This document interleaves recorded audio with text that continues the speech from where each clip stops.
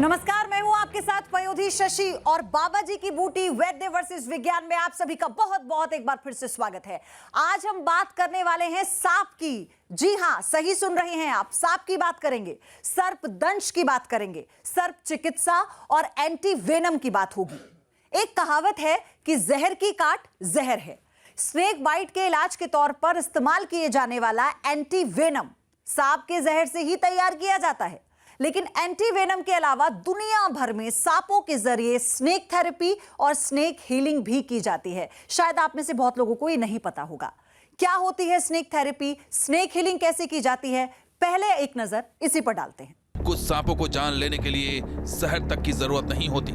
यह खिताब हासिल है ग्रीन एनाकोंडा को, जो दुनिया का सबसे बड़ा और सबसे भारी सांप है। इसकी लंबाई होती है करीब 10 मीटर, यानी किसी 10 पहिए वाले ट्रक जितनी, जिसका वजन होता है करीब 450 किलो, यानी किसी जंगली भैंसे जितना। लेकिन क्या आपको मालूम है कि अपनी कुंडली में जिस जीव को जकड़कर उसकी सांसें थाम देने वाला अजगर और पाइथन कई तरह की बीमारियों से आपको निजात दिला सकते हैं। दुनिया के कई हिस्सों में स्नेक मसाज और स्नेक हीलिंग की तकनीक प्रचलित है। सबसे पहले बात स्नेक मसाज की।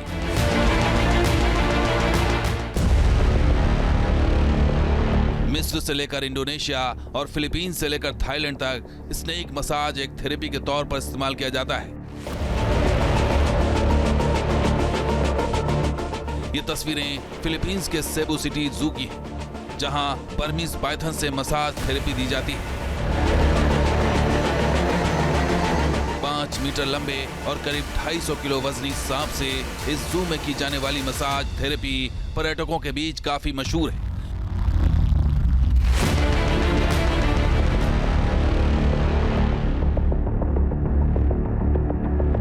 शरीर पर दर्जनों छोटे सांपों को डालकर स्नेक मसाज करने का यह वीडियो मिस्र की राजधानी काहिरा का है। न्यूज एजेंसी रॉयटर्स के मुताबिक स्नेक मसाज के दौरान पहले मरीज के शरीर पर खास जड़ी बूटी का लेप लगाया जाता है। इसके बाद अजगर और लगभग 28 प्रकार के गैर विषैले सांपों को शरीर पर छोड़ दिया जाता है। स्नेक मसाज मिस्र में सदियों पुरानी पारंपरिक थेरेपी के तौर पर इस्तेमाल किया जाता है। स्नेक मसाज करने वाले थेरेपिस्ट सफवत सैदकी के मुताबिक इस खास मसाज के कई फायदे हैं। इससे मांसपेशियों और जोड़ों का दर्द कम होता है, साथ ही ब्लड सर्कुलेशन भी बेहतर हो जाता है। सांप और सर्प चिकित्सा का जिक्र सनातन परंपरा से लेकर मिस्र, फारस और चीन तक की सभ्यताओं में किया गया है।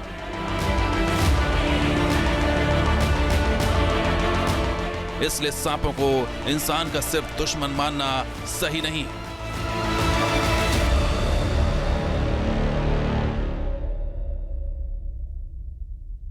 हमारे साथ स्टूडियो में आज एक पूरा पैनल मौजूद है, लेकिन मेरे हाथ में जो आप देख रहे हैं ये सांप है। ये नकली सांप है, क्योंकि शायद मेरे अंदर भी इतनी हिम्मत नहीं है कि मैं असली सांप को उठा लूं। लेकिन आप जानते हैं, इन्हीं सांपों के जरिए थेरेपी की जाती है, इन्हीं सांपों के जरिए हीलिंग की जाती है, और लोग बड़े आराम से अपने शरीर पर इन सांपों को रखवा लेते हैं और कई कई मिनट्स तक, यानी 20 मिनट, आधा घंटा, 1 घंटा ये थेरेपी दी जाती है। लेकिन सांपों के जहर से भी इलाज होता है, ये भी आज हम जानेंगे। बहुत सरल भाषा में आज आपको हम समझाएंगे। तो हमारे साथ कौन कौन है, पहले आपका परिचय मैं उनसे करवा देती हूं। मेरे साथ कुलदीप कुमार जी हैं, प्राकृतिक चिकित्सक हैं, हमारे साथ जुड़ चुके हैं स्टूडियो में। डॉक्टर आलोक कुमार है, मेडिकल एक्सपर्ट हमारे साथ जुड़ चुके हैं। मनु सिंह स्नेक एक्सपर्ट हैं, हमारे साथ जुड़ चुके हैं। उनसे जानेंगे सांपों के बारे में, प्रजातियों के बारे में। लेकिन कुलदीप जी, शुरुआत आप ही से करते हुए पहले तो आप ये बताइए, कभी सांप को पकड़ा है आपने अपने हाथ में? हाँ, पकड़ा है जी। पकड़ा है? हाँ जी। तो मतलब आपको आता है कि सांप के साथ डील कैसे करना है? नहीं, देखो, पकड़ना एक चीज है। जैसे हमारा गांव है अपना, तो गांव में सांप को आना पकड़ना ये बहुत नॉर्मल चीज हो जाती है। हाँ। मतलब शहर के मुकाबले गांव में उतना डर नहीं मतलब होता। हम जैसे लोग जिन्होंने सांप कभी पकड़ा ही नहीं, हाँ। उनके लिए, क्योंकि मैं आपको बताऊं, सांप का नाम जैसे ही आपके जहन में भी आया, हाँ, तो या तो आप बोलेंगे अरे बड़ी घिन आती है, या आप बोलेंगे अरे यार बहुत डर लगता है। किंग कोबरा और ये सब सांप तो छोड़ ही दीजिए। तो क्या सांपों के जरिए, जो हम जिस पर बात कर रहे थे, इससे इस सांपों की थेरेपी भी होती है? क्या इनसे इलाज संभव है?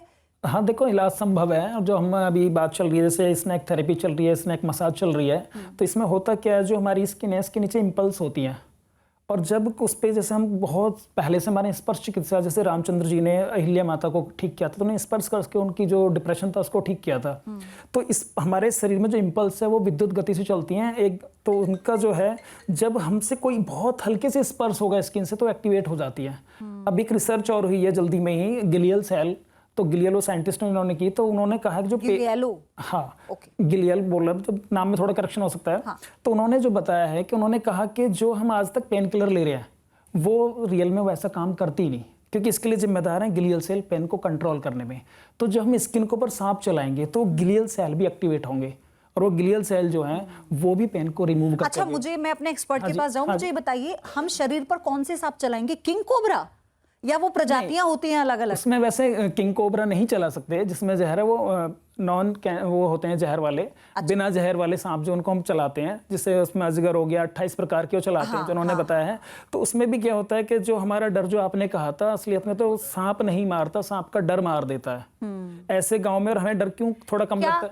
क्या आयुर्वेद में इसे लेकर कोई उल्लेख है? क्या जिक्र है हमारे मतलब पुराने जो दस्तावेज आजकल सबूत के तौर पर जो हम जिन्हें देखते हैं, क्योंकि आयुष मंत्रालय सरकार ने बनाया है, आयुर्वेद को बढ़ावा देने की हम कोशिश कर रहे हैं, क्या ये उसका भाग हो सकता है? हाँ, देखो हमारे यहाँ आयुर्वेद के अथर्व जो हमारे यहाँ वेद हैं, तो वेद का अथर्ववेद में उसका एक भाग है आयुर्वेद। आयुर्वेद के 8 अंगों में से जो छठा अंग है उनका, उसको दृष्टा कहते हैं हम, और उसी में अगध तंत्र आता है, वो पूरा ही विष के ऊपर है। और उसमें उसके पूरा सांपों का जिक्र है, 18 प्रकार के सांपों का जहरीले हैं, और बाकी उसके बाद क्या है कि पूरा उनका बताया भी गया है। लेकिन मनु, मैं आपसे ये जानना चाहती हूँ कि ये जो थेरेपी और हीलिंग की हम बात कर रहे हैं, क्या ये आज के परिप्रेक्ष्य में और खास तौर से भारत में ये कारगर है? क्योंकि हमने देखा है कि विदेशों में अजगर का जिक्र हम अभी कर रहे थे कुलदीप जी, उसके जरिए थेरेपी दी जा रही थी। देखिए, ऑल्टरनेटिव मेडिसिन में तो सांप की जो विष है उससे मेडिसिन बनाई जाती है, होम्योपैथी में बनाई जाती है। लेकिन बात यहीं तक सीमित नहीं है। जो मॉडर्न मेडिसिन है उसमें भी जो सबसे पहली मेडिकेशन जो सांप के जहर से बनाई गई थी वो कैप्टोप्रिल थी। कई हीमोटॉक्सिक सांप जो होते हैं, जैसे वाइपर प्रजाति, रैटल स्नेक है, इनके विष में एंटीकोगुलेंट्स होते हैं, यानी खून का थक्का नहीं जमने देते।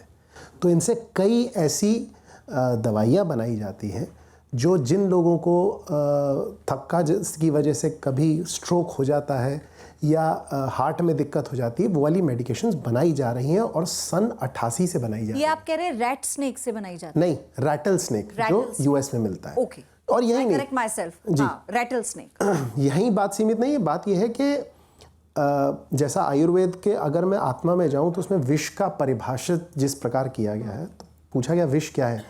अनुपात से अधिक कुछ भी, यानी बहुत कम मात्रा में सांप का जहर भी अमृत है, बहुत अधिक मात्रा में चीनी भी मधुमेह करता है।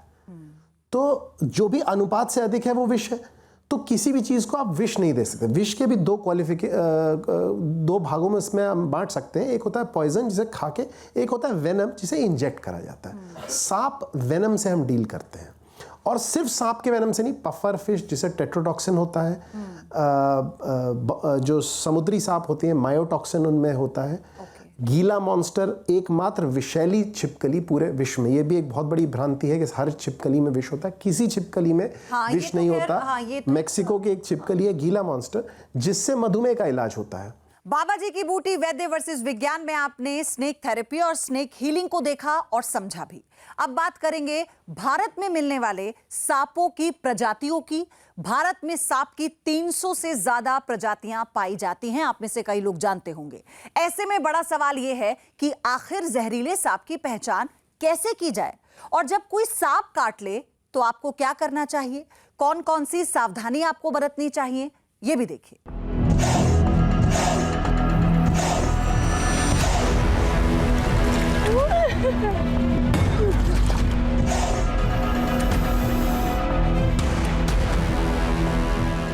शेर होगा जंगल का राजा, लेकिन किंग ऑफ द जंगल के खिताब से नवाजा गया है किंग कोबरा को।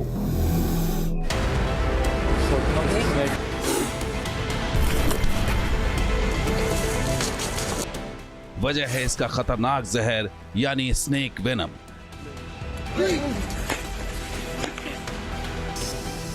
कहते हैं किंग कोबरा की एक बाइट चंद सेकंड में घोड़े और हाथी तक को मौत की नींद सुला सकती है, फिर इंसान की क्या बिसात।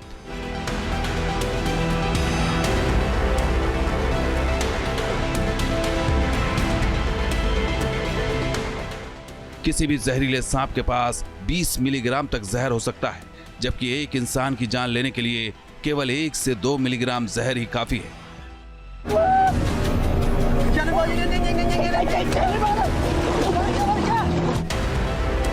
इस लिहाज से एक ही सांप कई लोगों के लिए जान का खतरा बन सकता है।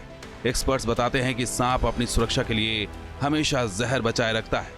किसी एक को काटने के बाद भी उसके पास पर्याप्त मात्रा में विष रहता है। दरअसल भारत दुनिया के उन देशों में शुमार है जहां हर साल सांप काटने की वजह से सबसे ज्यादा मौतें होती हैं।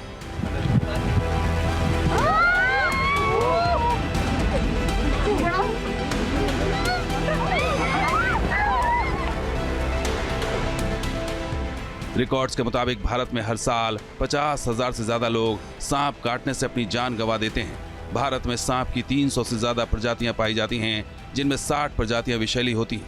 इनमें से 4 प्रजातियां कोबरा, करैत, वाइपर और रसेल वाइपर अत्यधिक जहरीली मानी जाती है।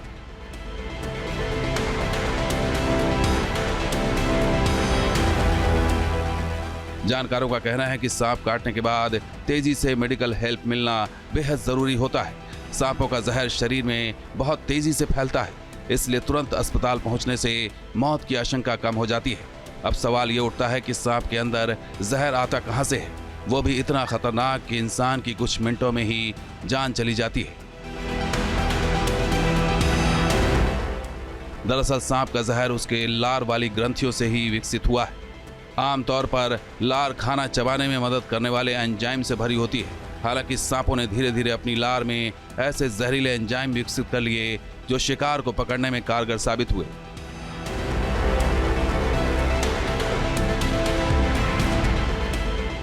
जहरीले सांपों के जबड़े के ऊपरी हिस्से में दोनों तरफ एक एक विष ग्रंथियां होती है। इन्हीं विष ग्रंथियों से सांप के जबड़े में जहर आता है।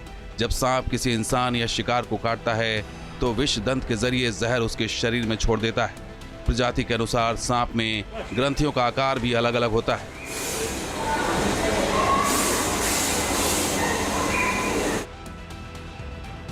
बड़ा सवाल यह है कि आखिर कैसे पहचानेंगे कि जिस सांप ने काटा है वो जहरीला है या नहीं। कैसे होती है बिना जहर वाले सांप की पहचान? जहरीले और बिना जहर वाले सांप के काटने में क्या फर्क होता है?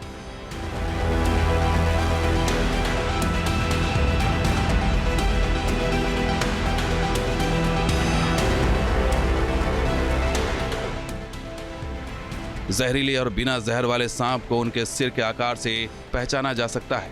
जहरीले सांपों के सिर का आकार तिकोना होता है, जबकि बिना जहर वाले सांपों के सिर लंबे या सिलेंड्रिकल होते हैं।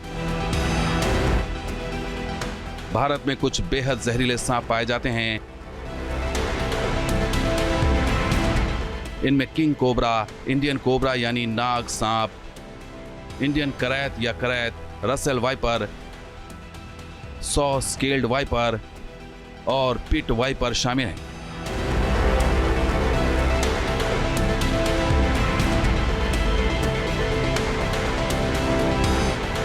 कई बार स्नेक बाइट के बाद सांप मौके से गायब हो जाते हैं। ऐसे में स्नेक बाइट के निशान से भी जहरीले सांप की पहचान की जा सकती है।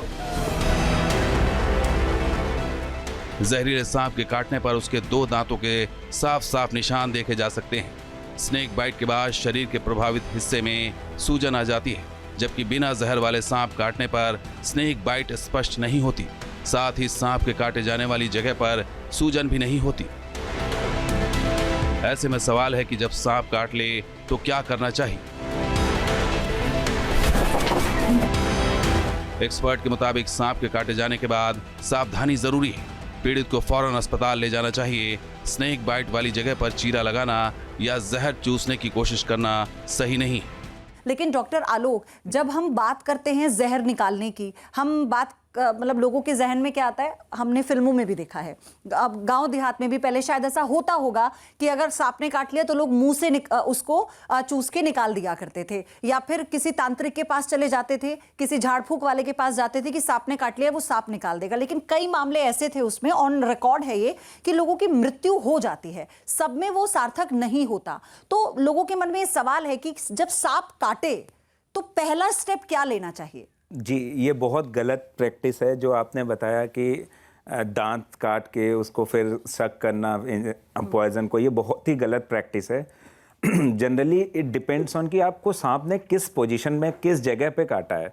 अगर आपको पेरिफेरल लिम्स में काटा है, जैसे कि हाथ के निचले हिस्से में या पैर के निचले हिस्से में, तब तो आपको जहाँ पे काटा है उसके थोड़े ऊपर आपको एक टॉनिक्वे लगाना है, बांध देना है। बेसिकली बांधने में सबसे ज़्यादा ध्यान रखना है, क्योंकि हमारे गाँव में ऐसी प्रैक्टिस है, बहुत टाइट बांध देते हैं तो वो गैंग्रीन फॉर्मेशन हो जाता है, वो फिर पैर आपको काटना ही पड़ता है।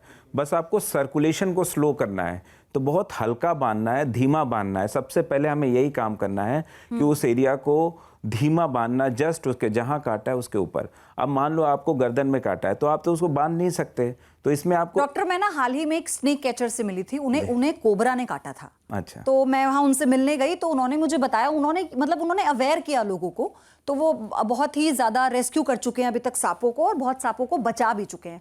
उन्होंने कहा कि जब मुझे कोबरा ने काटा, उनका अंगूठा भी हमने देखा, यहाँ पर उनको बाइट किया था कोबरा ने, और वो यहाँ से कटा हुआ है अंगूठा उनका। उन्होंने कहा कि 40 मिनट के अंदर मुझे डॉक्टर तक पहुंचना था। बोले मैं कहीं नहीं गया, कोई झाड़ फूक नहीं लगवाई, मैं डॉक्टर के पास गया, उन्होंने मुझे सही इलाज दिया और मैं बच गया। और वो आज भी कोबरास को रेस्क्यू करते हैं।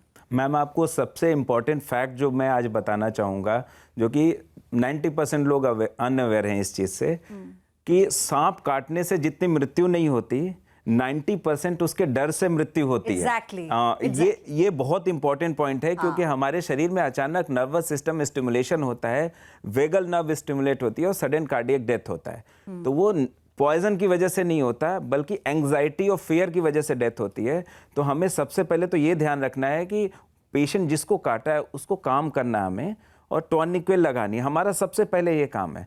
आपकी डेथ तब होगी जब आपके अंदर बहुत ज़्यादा वेनम है, आपके शरीर में बहुत ज़्यादा वेनम है। अगर हल्का फुल्का वेनम होगा तो वो न्यूट्रलाइज भी हो सकता है। आपको अगर कई पेशेंट ऐसे हैं कि 2-2, 3-3 दिन तक हमें पता भी नहीं चल पाता कि उनको सांप ने काटा है। ऐसे भी पेशेंट और वो सरवाइव किया रहता है। कोई होता है कि आप उतना अगर सांप से आ जाए जहर किसी भी इंसान का, तो हिसाब से जहर आ रहा है उसको LD50 कहते हैं, जो उसकी टॉक्सिसिटी को मेजर करने का, हर चीज को मेजर करने का एक तरीका होता है। सांप के जहर को मेजर करते हैं LD50 में।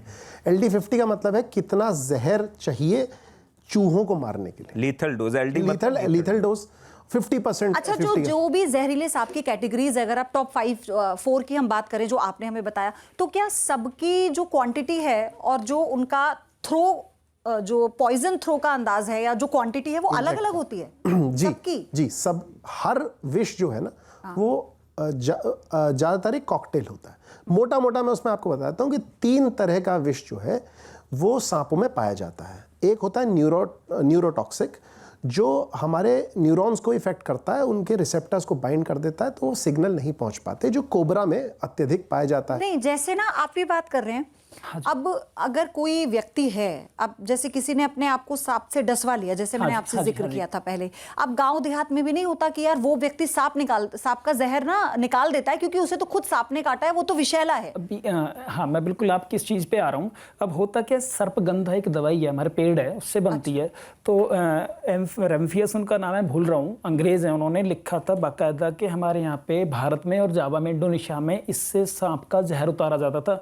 और जो एशियाटिक सोसाइटी ऑफ बंगाल है, उनके जो फाउंडर थे, उनका नाम था सर विलियम जॉन्स। उन्होंने भी बोला है कि इससे यहाँ पे इलाज होता था और पूर्णतः इलाज करते थे लोग। और तेलगी एक वैद्य थे, वो भी इससे इलाज करते थे। विष दो कैसे? अब उनकी पूरी पद्धतियां, मतलब वो जहर लेते थे, ग्रहण करते थे? नहीं, अब ये क्या है, जो सर्पगंधा दवाई है, इसको तलवों में लगाया जाता था। वैसे तो भी कुछ नागिन बदला लेती है। हाँ, वो मैं वही कह रहा हूँ, पिक्चरें भी बनी है इस पर, अभी सिद्ध नहीं हुआ है। तो पिक्चर देखो, हमारा जो सबसे ज्यादा विनाश करा है ना, वो पिक्चरों ने किया है। क्योंकि हमारा जो अवचेतन मन है ना, जैसे अभी मैं यहाँ से कूद जाऊंगा तुरंत, लेकिन 50 फीट से कूदने के लिए कहोगे नहीं कूदूंगा, क्योंकि मेरा अवचेतन मन बताएगा कि मैं ये काम कर सकता हूँ या नहीं कर सकता। तो अब जो हम टीवी देख रहे हैं, पिक्चर देख रहे हैं, तो उससे क्या हो रहा है, हमारा अवचेतन पूरा वहां से ज्ञान ले रहा है और उसी से मेरे को बता रहा है कैलकुलेट करके कि ये चीज ठीक है और ये नहीं है। अब हमारा विनाश क्यों हो रहा है कि बच्चा जो टीवी देख रहा है, पहले मैंने कहा भोज जो जलती थी, अग्नि जलाते थे और वहीं सभी लोग बैठ जाते थे गाँव के, तो उसमें बैठने में क्या होता था कि वो पूरी ज्ञान की बात चलती थी। और एक और चीज आती है सिखाने में कि जब हम डायरेक्ट किसी को कहें ये काम कर लो तो वो नहीं करेगा, पर अगर हम थर्ड पर्सन का उदाहरण दें कि उसने ऐसा किया, तो हमारा मन उसको स्वीकार कर लेगा। क्योंकि मन को अगर हम डायरेक्ट कहें ये काम कर लो, तो तुरंत वो मना कर देता है। तो अब वहाँ पे क्या था, जो हमें बताया जा रहा है कि सांप ऐसे होता है, वो तो पूरी हमारे मन में चेतन में डर नहीं आता था। और उनसे रीजन और क्या है, पहले ऐसा होता था, हमने भी किस्से सुने हैं अपने घर में बुजुर्गों से कि पुराने घर हुआ करते थे, सांप वहां रहते थे, लेकिन वो घर के किसी व्यक्ति को नुकसान नहीं पहुंचाते थे, क्योंकि एक सदस्य की तरह हो जाया करते थे। अभी जैसे भाई साहब ने कहा कि हमारे यहाँ एक कहानी है, मैं बता देता हूँ। कहते हैं सांप का काटना और फुफकारने में अंतर है। वो डराने के लिए पहले फूंक मारता है, तो हमें क्या, हमें बच जाना है। वो भी अपने बचाव कर रहा है, हम भी कर रहे हैं। बाबा जी की बूटी सच्ची या झूठी जारी है, लेकिन अभी वक्त है एक छोटे से ब्रेक का, बने रहिए।